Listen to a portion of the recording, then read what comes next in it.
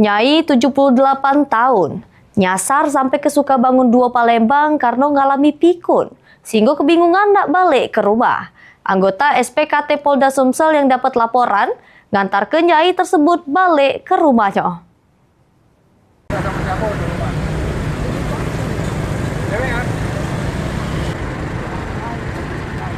Nyai 78 tahun bernama Nafisa nyasar ke Sukabangun 2 Palembang para bakso Soni sehingga kebingungan nak balik ke rumah karena ngalami pikun.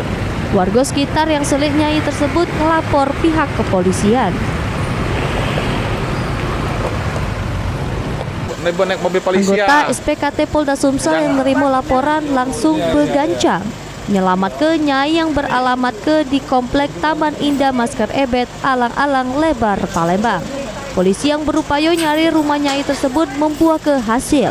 Polisi langsung nyerah ke Nyai tersebut pada pihak keluarga.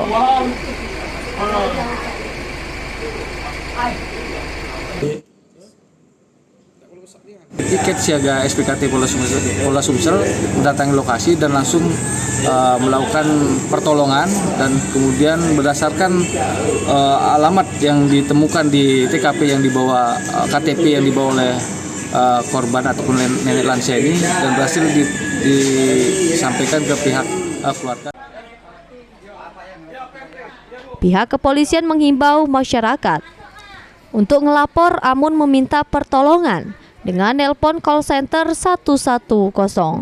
Mulyadi, PAL TV.